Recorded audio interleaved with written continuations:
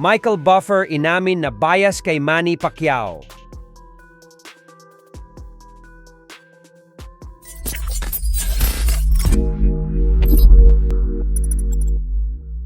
Si Michael Buffer ay isang legendary ring announcer ng larangan ng boxing.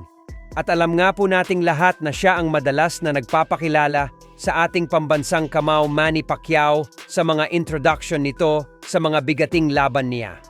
Noong nasa kasagsagan siya ng kanyang kalakasan. Dahilan kung bakit mas lalong naging pamilyar ang mga Pinoy boxing fans sa kanya. At bilang isang professional announcer, sinabi ni Michael Buffer na sa tagal daw nito sa industriya ng boxing sports, hindi daw pwede na magiging bias ito sa mga fighter na lumalaban, dapat pareho daw ang trato nito sa kanila. Pero hindi daw talaga mapigilan na maging bias sa ika-8 Division World Champion Manny Pacquiao. Sa naging interview po sa kanya, ay ibinunyag nito na may pagkabias siya pagdating kay Pacquiao. Paliwanag nito na alam niya naman umano na kailangan niya maging patas at neutral lang.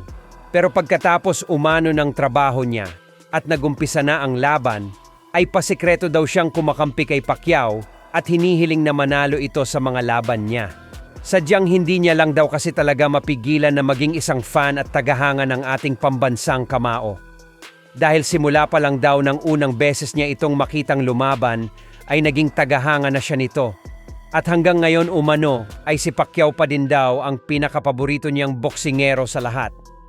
Kaya naman nang maglabas umano ng documentary ang Universal Studio patungkol sa kwento ng buhay ni Pacquiao, mahigit 10 taon na ang nakakalipas, ay talagang dumalo daw siya dito upang ipakita ang kanyang pagmamahal at suporta sa naging iisang ika-8 na division champion ng boxing.